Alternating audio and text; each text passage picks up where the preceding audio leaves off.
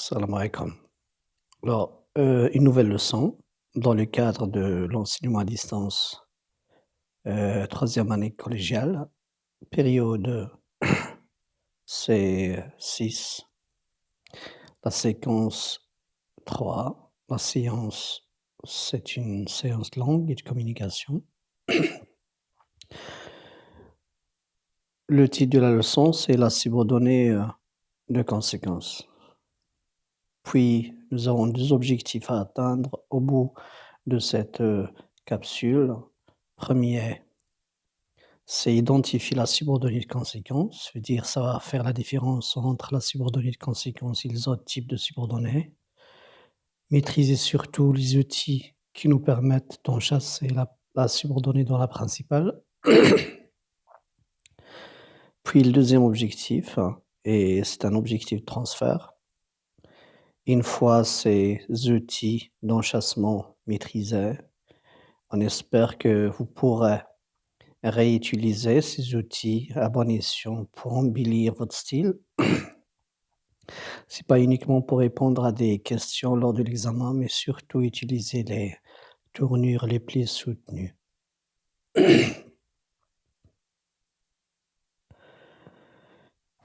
Dans la deuxième page, nous allons donner une identification, c'est-à-dire donner une définition et une présentation de ce qu'est la subordonnée de conséquence. Mais avant ça, on commence par le constat. On doit constater, selon ce rappel de la subordonnée de cause, la leçon dernière, que la cause et la conséquence ont un rapport étroit. Donc voilà le but de ce rappel, c'est de découvrir ce rapport logique existant entre les 2 types de subordonnées, la cause d'une part et la conséquence de l'autre.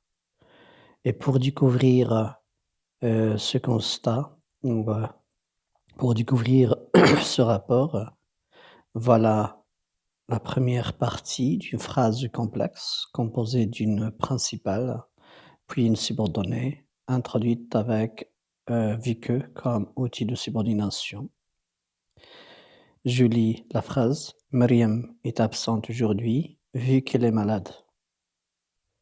La question posée sur la principale pour avoir la subordonnée, c'était la question: «Pourquoi?» C'est une phrase support dans la leçon de cause, juste un rappel. Alors nous avons pourquoi Mariam est absente aujourd'hui, donc nous avons déjà le résultat dans la principale. La réponse pour avoir la cause, c'est vu qu'il est malade. Donc sa maladie, c'est la cause de son absence. Donc si on a dans la subordonnée la cause, automatiquement dans la principale, nous avons la conséquence. Et puis, pour, découvrir la deuxième partie de ce rapport, entre la cause et la conséquence, c'est tout simplement regarder les couleurs, le jaune et le bleu. On intervertit les 2 propositions, en bleu et en jaune, on leur change de place et on change l'outil de subordination. Être malade, qui était la cause dans la subordonnée, devient dans la principale. Mariam est si malade ou est malade, pardon. Puis l'outil de subordination, c'est la locution conjonctive si 3 points de suspension que. Et nous avons dans la subordonnée la conséquence, c'est-à-dire le résultat. Le résultat de cette maladie, c'est l'absence de l'élève. Ainsi, dans chaque phrase complexe, si on a dans la principale la conséquence, on aura la cause dans la subordonnée et inversement. Et puisque nous avons déjà fini l'explication de la subordonnée de cause, on veut une identification, ça veut dire une définition ou une présentation de ce qu'est la proposition subordonnée de conséquence. Ainsi, revenons ici. Encore attention aux couleurs. La subordonnée circonstancielle de conséquence ou bien la subordonnée infinitive de conséquence est une proposition reliée à la principale à l'aide de locution conjonctive en bleu. Donc si nous avons une locution conjonctive, nous aurons une subordonnée circonstancielle de conséquence. Ou bien cette subordonnée de conséquence peut être également introduite par une locution prépositive qui va nous donner une subordonnée infinitive de conséquence. Donc, nous avons deux types. Soit la subordonnée elle est infinitive parce qu'elle est introduite par une préposition ou bien une locution prépositive, ou bien cette subordonnée peut être circonstancielle parce qu'elle est introduite par des locutions conjonctives ou bien des conjonctions de subordination.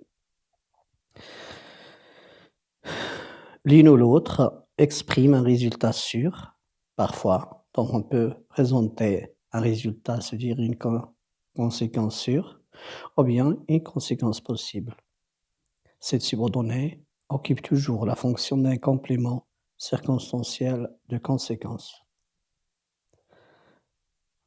J'espère que vous avez compris ce rapport logique entre principal, entre cause et conséquence, puis ce qu'est la subordonnée de conséquence. On va donc illustrer tout ce qu'on vient de dire ici dans les pages suivantes, où on va découvrir les rapports, les différents rapports et les règles de subordination. Commençons par le premier cas. On veut étudier une subordonnée de conséquence avec le premier mode, c'est l'indicatif, et le second mode, c'est le conditionnel. Pour le support, vous avez ces deux fragments. Première partie, cet homme est méchant. Puis, quel est le résultat de sa méchanceté? C'est que personne ne l'aime. Et je présente ici ce résultat sûr, parce que je connais la personne étant méchante dans le quartier, et je le sais, sûrement personne ne l'aime. Ou bien, je vois combien cet homme est méchant, et je suppose que personne ne l'aime. Donc je ne suis pas sûr, je suppose tout simplement le résultat. Pourquoi j'ai rajouté en bleu sûrement et probablement? Parce que lors de l'enchâssement, sûrement et probablement seront substitués par l'emploi des modes différents. Le mode indicatif pour la certitude et le mode conditionnel pour la probabilité ou l'incertitude. Maintenant, on veut les outils d'enchâssement. Et si on analyse la première proposition, on va trouver que méchant en tant qu'adjectif qualificatif, c'est lui la cause de ce résultat. Et parce que c'est lui la cause, on va donc déplacer méchant au milieu de la structure, la locution qui va introduire la conséquence, et cette locution est: cet homme est si méchant que soit personne ne l'aime, et là on présente un résultat certain à la place de sûrement. J'ai donc utilisé le présent de l'indicatif, quand je peux utiliser aussi les 10 autres temps du mode indicatif. Je peux utiliser le présent de l'indicatif, passé composé, futur simple, futur antérieur. Je peux utiliser passé récent, futur proche. Je peux utiliser imparfait plus que parfait, comme je peux utiliser aussi passé simple, passé antérieur. Donc, quel que soit le temps de l'indicatif que je vais utiliser dans la subordonnée de conséquence, cette conséquence sera sûre. Un français natif, fallait comprendre que vous êtes en train de parler d'une conséquence sûre. Ou bien, je peux aussi avoir l'autre tournure. Cet homme est tellement méchant que personne ne l'aimerait. Et parce que j'ai utilisé le conditionnel présent, le mode conditionnel et le temps présent, un français natif allait comprendre que la conséquence ici est probable seulement. Elle est juste possible, c'est pas sûr. Donc, il suffit d'avoir le conditionnel pour qu'un Français, ou bien pour que l'interlocuteur comprenne qu'on est en train de lui présenter un résultat incertain ou un résultat incertain. Je répète donc ma phrase complexe: cet homme est si méchant ou tellement méchant ou tant méchant que personne ne l'aime ou bien personne ne l'aimerait. Et pourtant, je peux l'avoir avant comme je peux l'avoir aussi après. Je peux avoir cet homme est méchant tant que personne ne l'aimerait ou personne ne l'aime. Maintenant, la locution conjonctive si, que, tellement que, tant que, est-ce qu'elle encadre uniquement l'adjectif qualificatif? C'est ce qu'on va voir dans la page suivante. Mais avant ça, je dois d'abord délimiter ma principale et ma subordonnée de conséquence. Ma principale commence par cet homme et finit par méchant. C'était la phrase basique. et parce que l'outil de subordination commence à l'intérieur même de la principale, parce qu'il doit encadrer l'adjectif qualificatif responsable du résultat, la subordonnée commence ici. Donc il a dépassé les limites pour entrer dans la zone de la proposition principale et finit là où la phrase se termine par le point. Et puis, est-ce qu'on peut intervertir la principale, la subordonnée? Ça veut dire avoir une possibilité de réversibilité, ça veut dire commencer par la proposition subordonnée d'abord et la principale après. Là, c'est pas possible. Donc, vous aurez une flèche à une seule tête pour dire que impérativement, la phrase complexe après l'enchâssement commence par la principale, suivie de la subordonnée, non pas l'inverse. On ne peut pas inverser. Je passe à la suite. Donc là, c'est A1. La locution si que, tellement que et tant que peut encadrer un adjectif qualificatif. Dans la page suivante, je vais encore continuer avec la même locution conjonctive, sauf que cette fois-ci, on encadre un adverbe. Donc, je vais encore dériver à partir de méchant, adjectif qualificatif, l'adverbe correspondant, et j'obtiens méchamment. Mais avec l'adverbe méchamment, je ne peux pas garder le verbe de tout à l'heure, le verbe être. Nous avons dit cet homme est méchant. Ici, pour mettre l'adverbe, le verbe d'état être ne peut pas concorder. Alors, j'ai changé le verbe être en se comporter. Cet homme se comporte comment? Il se comporte méchamment. Comment encore? Si méchamment, tellement méchamment, tant méchamment que personne ne l'aime ou ne l'aimerait. Et si encore, c'est juste ce que nous avons vu dans le cas A1 pour la conséquence certaine ou incertaine. Donc, vous voyez, la phrase fonctionne encore. Donc, l'outil de subordination de conséquence si que, tellement que, tant que peut en même temps encadrer un adjectif comme il peut également encadrer un adverbe. Je peux même voir est-ce que ça peut encadrer le nom. Donc je dérive encore le nom de méchant ou méchamment, je le mets au milieu de la structure de la locution conjonctive de subordination. Le nom de méchant, c'est méchanceté. Et parce que c'est un nom féminin singulier, je garde encore le que, la conjonction subordination. Pour ces auxiliaires, seront plus si, tellement, tant, mais on aura de tel, d'un tel, d'une telle, de tel. Et si méchanceté, c'est un nom féminin singulier, on va choisir d'une telle. Cet homme est d'une telle méchanceté que personne ne l'aime, ou bien que personne ne l'aimerait. Et puis, on suppose que vous avez un autre nom, masculin singulier, exemple de talent. Exemple d'un joueur, ce joueur est, talent c'est un nom masculin singulier, donc je ne vais pas utiliser d'une telle, mais d'un tel. Ce joueur est d'un tel talent que toutes les équipes veulent qu'il joue pour elle, par exemple. Toutes les équipes veulent qu'il joue pour elle, ce sera la conséquence résultant du mot talent. Et c'est un talent masculin, non masculin singulier. Donc je vais mettre d'un tel. Je peux encore mettre ce travailleur est ou a de telles compétences et je vais avoir compétences comme nom ici féminin pluriel. Je vais pas mettre d'un tel, je vais pas mettre d'une telle, mais de telle parce que c'est féminin pluriel. Et j'obtiens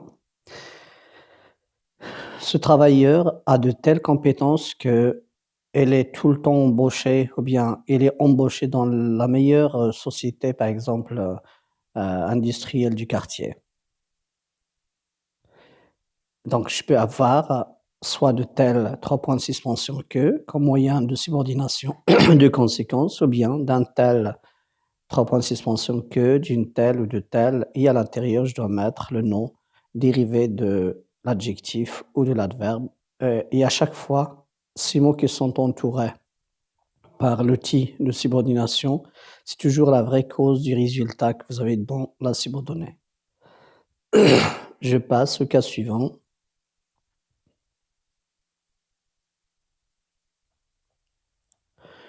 Dans le cas suivant, vous avez la subordonnée de conséquence avec les modes cette fois-ci subjonctif et infinitif. Et dans ce cas, on va nous demander est-ce que mes 2 propositions contiennent 2 sujets différents ou bien ils contiennent le même sujet. Commençons par le premier cas et vous avez les 2 propositions sont: «Cet homme est méchant, on ne peut pas l'aimer.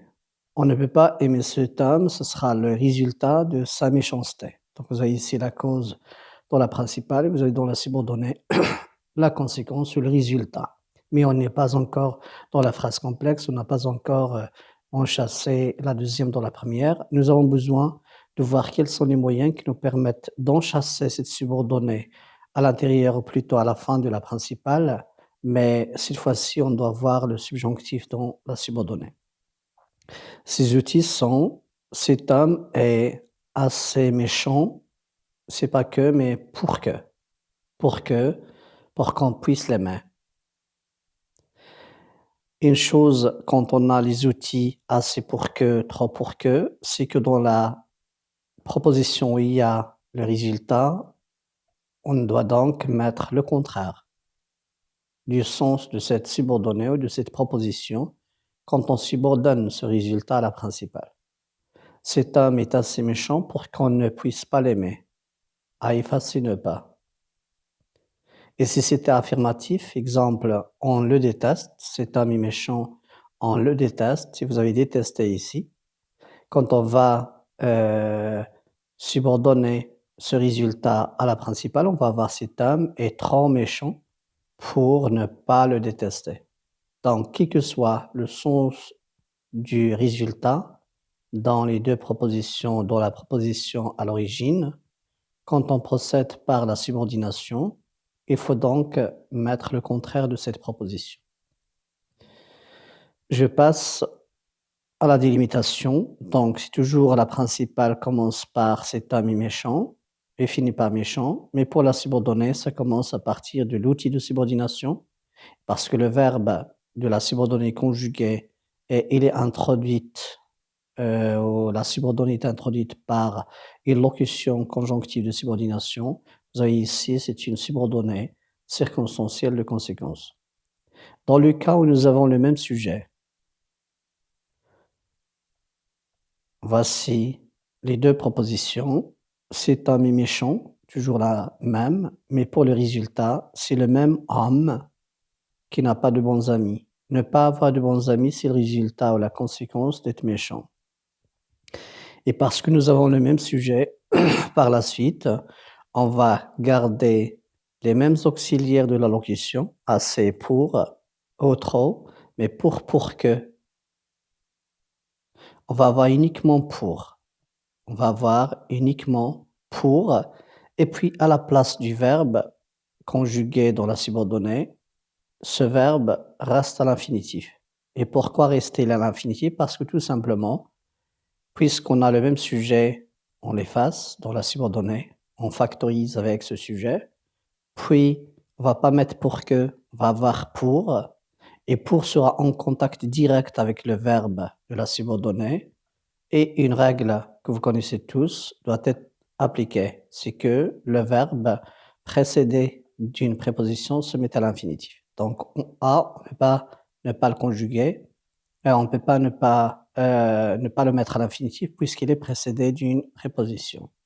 On aura donc cet homme est assez méchant pour avoir de bons amis, encore ne pas à effacer, et on aura donc son inverse.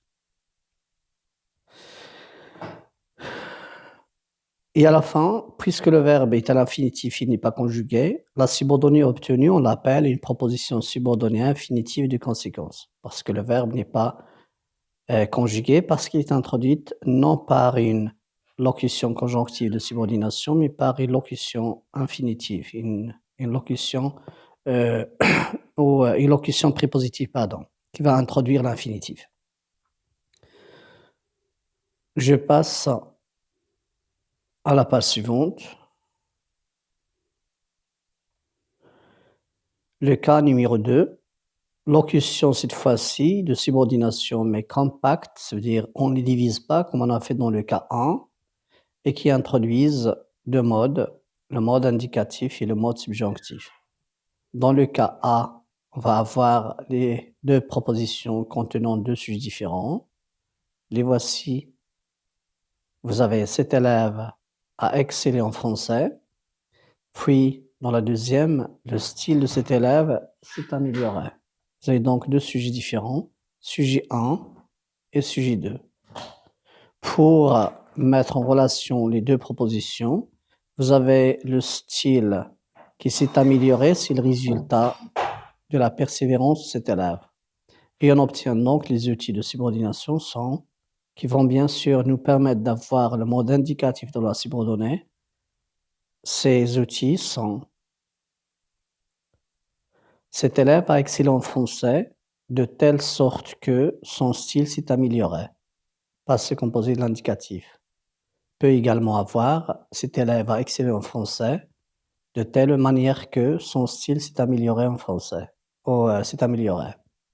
Ou bien au point que son style s'est amélioré, bien si bien que son style s'est amélioré.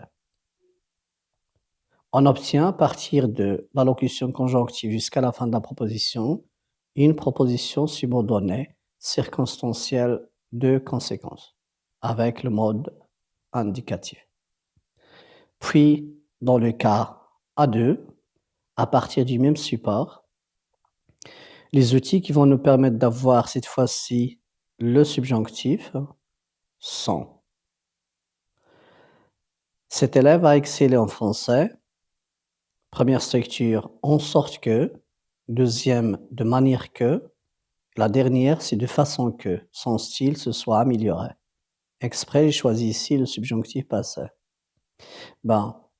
Ces outils introduisent impérativement la subordonnée de conséquence avec le mode subjonctif, donc il faut les apprendre.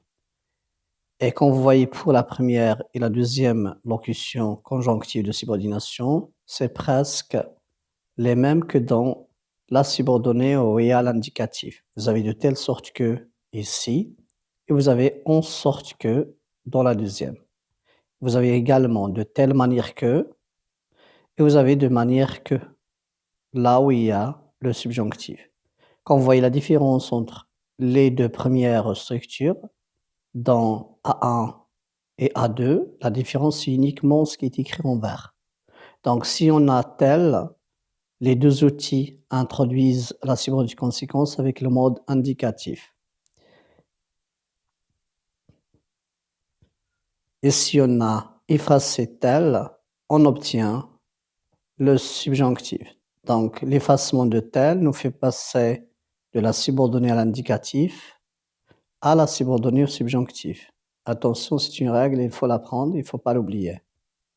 Une autre chose, c'est que à la fin ici, vous avez une proposition subordonnée circonstancielle de conséquence et une observation encore, c'est que vous avez à la fin de toutes ces structures d'enchâssement, vous avez la conjonction de subordination et que, ce qui fait que les verbes se conjuguent par la suite et on garde les sujets. Pour celles que j'ai marquées ici, attention, quand il y a le même sujet, on ne peut pas les avoir, mais on va avoir leurs équivalents. À la place, par exemple, de telle sorte que et en sorte que, on va avoir de sorte de. Puis, de telle manière que et de manière que peut avoir de manière à. Et ces équivalents sont des équivalents de locutions prépositives qui vont introduire l'infinitif, par exemple. Ils ne vont pas introduire la subordonnée circonstancielle de conséquence, mais la subordonnée infinitive. C'est ce qu'on va voir dans la page suivante. Donc, on va travailler avec les équivalents de ces structures que j'ai marquées. Et pour les autres que je n'ai pas marquées, quel que soit le sujet, soit le même, soit deux sujets différents, le verbe de la subordonnée doit être conjugué et on garde le même sujet ou les deux sujets. De toute manière, ça ne change pas. Mais pour celles que j'ai marquées, le cas change. C'est ce qu'on va voir par la suite, ce qu'on appelle la subordonnée infinitive de conséquence. On l'obtient à partir de cet élève a excellé en français et elle a de bonnes notes. C'est la même élève, il s'agit d'une fille. et l'excellent français, c'est la cause. La conséquence et le résultat, c'est il a de bonnes notes. Et parce qu'on a le même sujet, c'est comme on a vu dans un cas où il y a les outils de subordination qu'on sépare en deux, qui encadrent surtout. Ok, je me souviens pas de l'exemple, mais bon, on va avoir ce sujet qui va être effacé parce qu'il est répété. Il y a la place des locutions conjonctives, on va avoir des locutions prépositives, donc ils vont finir par, ou ils vont être finis par des prépositions, et le verbe qui reste, parce qu'il est précédé de la préposition, de la locution prépositive, automatiquement, il ne faut pas qu'il soit conjugué, donc il reste à l'infinitif. Ainsi, le résultat final de la subordination est cet élève a excellé en français de façon à avoir de bonnes notes. Ou bien au point d'avoir de bonnes notes, ou bien en sorte d'avoir de bonnes notes. Et comme vous voyez, vous avez ici la proposition subordonnée, elle est infinitive parce que le verbe n'est pas conjugué. Il est donc resté à l'infinitif. On l'appelle une subordonnée infinitive de conséquence. Dernier cas, il s'agit d'une idée de conséquence avec autre outil. Peuvent être des adverbes, des conjonctions de coordination, des locutions adverbiales, etc. Et dans ce cas encore, on va avoir uniquement deux modes, soit le mode indicatif, soit le mode conditionnel. Alors ces outils sont cet élève travaille bien, donc il aura ou il aurait de bonnes notes. C'est pourquoi il aura de bonnes notes. Par conséquent, il aura de bonnes notes. Alors, il aura de bonnes notes. En conséquence, il aura de bonnes notes.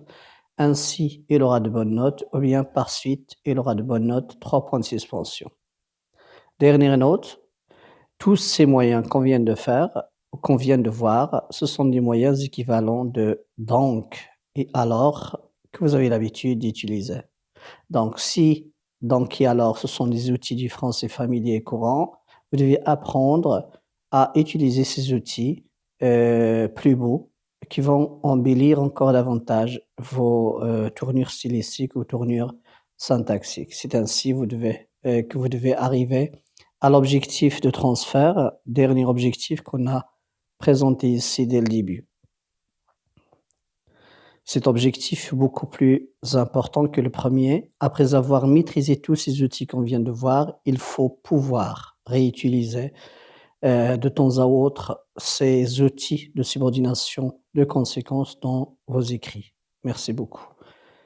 Encore avant d'oublier, j'ai à la fin de toute cette capsule une page d'exercice que vous devez faire avant de vous diffuser la nouvelle vidéo, la prochaine vidéo sur qui traitera la correction.